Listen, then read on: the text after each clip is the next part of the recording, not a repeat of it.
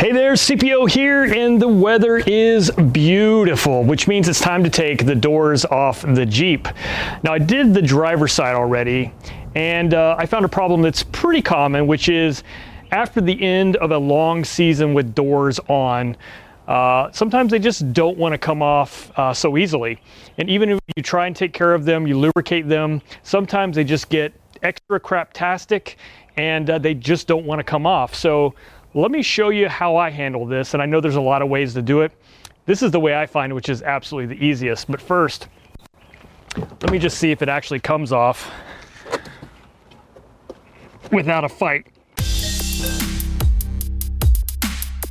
One thing I do always do is roll down the window, just because it makes it easier to get a hold on. Oh, that's a shame. This one came off easy. I'll see if the rear one is a pain. This is going to turn out to be a pretty crappy video if all the doors come off easily.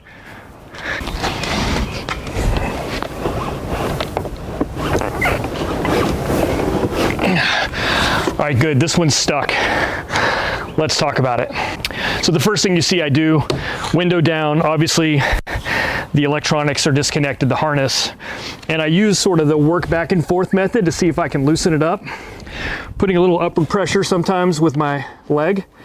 But if that doesn't work, which it didn't just now, and it didn't on the driver's side, I just use a jack with a couple of blocks of wood, and yeah, it works really well.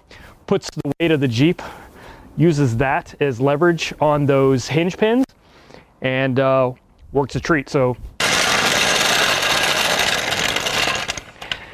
now I have a lot of different jacks available to me, but I use this lightweight 1.5 ton floor jack just because it's light, easy to maneuver.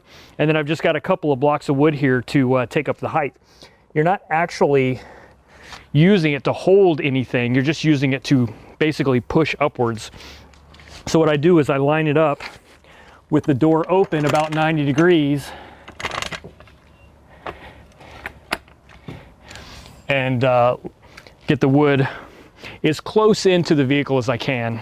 What this allows me to do is get all the way to the vehicle, basically holding down the bottom hinges, the female side, as the door pushes up. So what I'm going to do is just go ahead and slowly jack, and what you'll see here